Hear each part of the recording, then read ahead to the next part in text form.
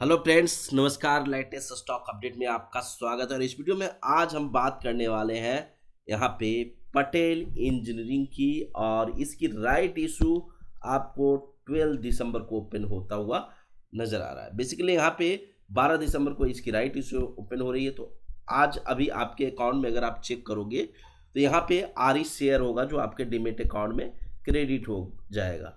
तो यहाँ पे हो गया होगा, यानी तो मतलब आज रात तक में आपके डीमेट अकाउंट के अंदर देखने को मिल जाएगा। यानी मतलब कि अगर हम देखें तो यहाँ पे आरई शेयर ऑलरेडी आपके अकाउंट में आ चुका होगा, नहीं तो आने वाला होगा। तो यहाँ पे राइट इशू कैसे अप्लाई करना है, राइट इशू के बारे में पूरी डिटेल्स आपके साथ जानकारी साझा करने वाले हैं इस वीडियो में। लेकिन उससे पहले दोस्तों मैं आपसे रिक्वेस्ट करूंगा यहाँ पे कि वीडियो को लाइक कर दें, आप नए हैं तो चैनल को सब्सक्राइब करके जरूर चलें।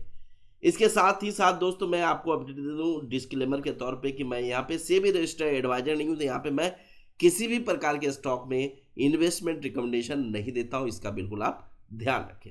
यहाँ पे कंपनी है जो, अगर हम बात करें कि 40 शेयर पे 7 शेयर आपको राइट इशू अप्लाई करने के लिए दे रही है। तो यहाँ पे मतलब कि एक तरह से रेशियो आप निकाल सकते हैं। अगर जितने भी नंबर ऑफ शेयर्स होगा, अगर 40 शेयर पे कंपनी आपको दे रही कितना 7 शेयर, तो एक शेयर पे कितना देगी, कम देगी, तो 7/40। और यहाँ पे अगर आप देखें तो अगर 5 शेयर के लिए निकाल लें तो 7 × 40 इंटू यहाँ पे 5 कर दो, 7/40 × 5। तो यहाँ पे जितने भी नंबर ऑफ शेयर्स के लिए निकालना होगा यहाँ से मल्टीप्लाई आप करते जाइएगा, आपका नंबर ऑफ शेयर्स निकल जाएगा, कितने आरई शेयर आपको मिले हैं और कितने मिलने वाले हैं। अगर यहाँ पे अगर आप देखें तो बेसिकली इशू प्राइस रखा गया है 27 रुपीज़ का। और यहाँ पे अगर आप देखोगे तो जो लोग 4 दिसंबर तक इस स्टॉक को बाय किए हैं या उससे पहले बाय किए, मतलब 4 दिसंबर नहीं 3 दिसंबर तक बाय किए हैं, और जो लोग उससे पहले बाय करके होल्ड किए हुए थे 4 दिसंबर तक होल्ड जो लोग किए हैं उनको यहाँ पे आरई शेयर मिलेगा दोस्तों। तो इतना आप ध्यान रखिए, और मिल गया होगा तो आप उसके एक तरह से कैटेगरी में आ रहे होंगे, तभी आपको यहाँ पे आरई शेयर मिला है। और यहाँ पे 12 दिसंबर को ओपन होगा, 19 दिसंबर को क्लोज होने वाला है। यहाँ पे 398 करोड़ 97 लाख का यहाँ पे कह सकते हैं 399 करोड़ का इशू साइज है। बेसिकली फेस वैल्यू 1 रुपया का, एनएसई बीएसई दोनों जगह ये कंपनी लिस्टेड आपको नजर आती है। यहाँ पे हम बात करेंगे, सबसे पहले चलेंगे यहाँ पे आरई शेयर के बारे में, राइट इशू कैसे अप्लाई करते हैं उसके अबाउट भी हम चलेंगे। लेकिन थोड़ा सा आपको धैर्य जरूर रखना पड़ेगा, वीडियो थोड़ा सा लंबा होगा जिससे कि आपको पूरी जानकारी मिल पाए। यहाँ पे अगर आप देखोगे तो कंपनी का जो रिकॉर्ड डेट तो आपने देख ही लिया, यहाँ पे लास्ट बाइंग डेट 3 दिसंबर देख ही लिया है ऑलरेडी। यहाँ पे 12 दिसंबर को यहाँ पे राइट इशू ओपन हो रहा है, मतलब इसी दिन से आपकी ट्रेडिंग स्टार्ट हो जाएगा शेयर का, आरई शेयर का, और 16 दिसंबर की ट्रेडिंग क्लोज हो जाएगा। लेकिन आप राइट इशू अप्लाई कर सकते हैं 19 दिसंबर तक। तो यहाँ पे ट्रेडिंग क्लोज होना, ट्रेडिंग ओपन होना, आप समझ गए होंगे कि आप राइट इशू शेयर को यानी आरई शेयर को आप आरई शेयर को क्या कर सकते हैं, बाय कर सकते हैं और सेल कर सकते हैं। तो ये दोनों चीजें आप कर सकते हैं आरई शेयर के साथ। तो दोस्तों यहाँ पे ये चीज आपको समझ में आ गया होगा कि ट्रेडिंग स्टार्ट होने का मतलब क्या है, कि बाय एंड सेल यानी प्राइस अप डाउन होने लगेगा।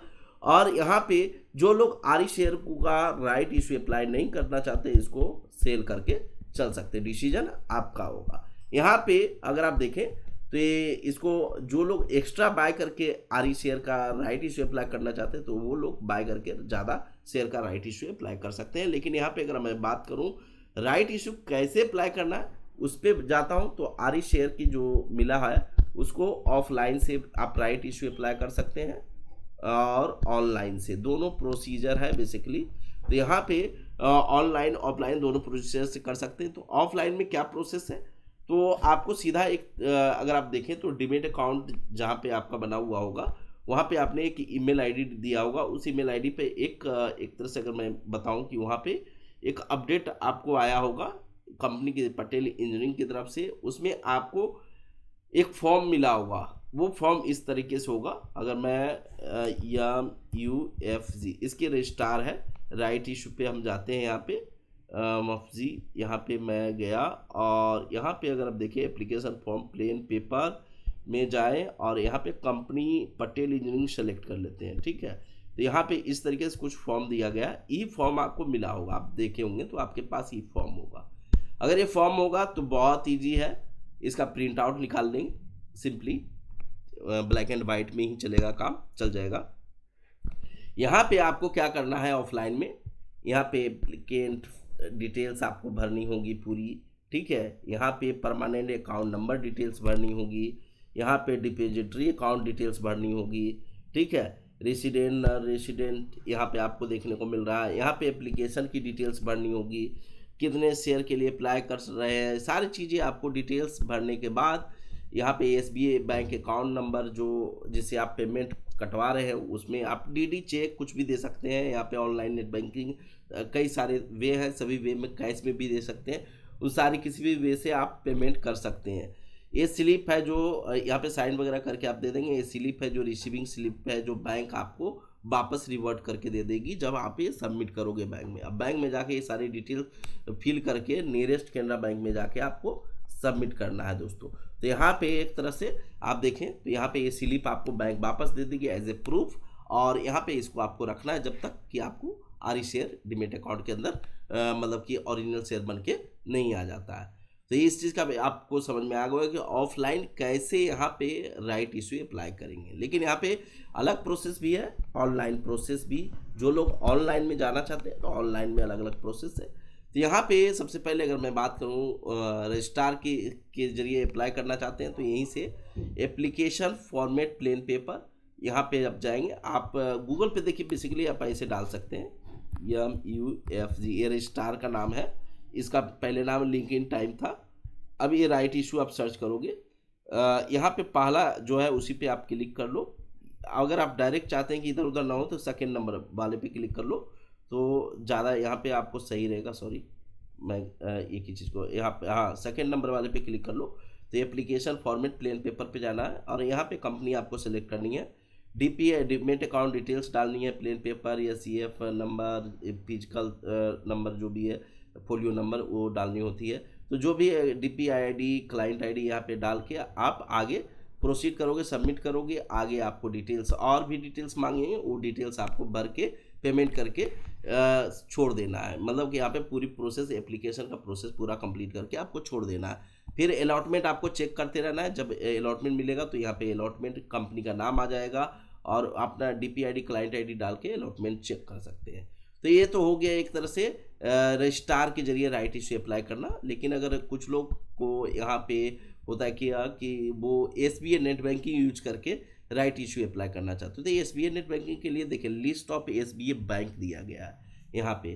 तो यहाँ पे जो लोग यहाँ पे SBI नेट बैंकिंग यूज करके राइट इशू अप्लाई करना चाहते हैं तो सारा बैंक का इसमें नाम है कि कौन सा bank SBI net banking service provide करती है, कौन सा बैंक नहीं करती है। तो यहाँ पे आप सिंपली आके सर्च कर सकते हैं और चेक कर सकते हैं। यहाँ से बहुत बड़ा लिस्ट नहीं है, मात्र अगर आप देखें तो टोटल 55 बैंक है, 55 बैंक है जो यहाँ पे SBI net banking service provide करती है।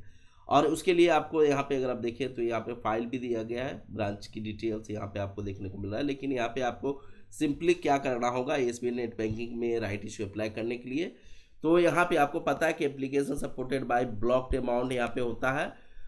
जो यहाँ पे अगर आप देखें तो सबसे पहले एलिजिबिलिटी आप चेक कर ले, इंटाइटलमेंट्स में राइट इशू के इंटाइटलमेंट्स चेक करना होता है क्या आप एलिजिबल हो या नहीं हो। तो उसके लिए आपको क्या करना होता है दोस्त, यहाँ पे अगर आप देखोगे, बैक कर लेता हूँ मैं इसको थोड़ा सा, तो यहाँ पे नो योर इंटाइटलमेंट है दिया हुआ, तो यहाँ पे नो योर इंटाइटलमेंट में यहाँ पे कंपनी पटेल इंजीनियर सेलेक्ट करो, अपना DPA ID client ID check करो, डालो, यहाँ पे आप चेक कर लोगे कि आपको इंटाइटलमेंट कितना मिला है, ठीक है, क्या स्टेटस है उसका।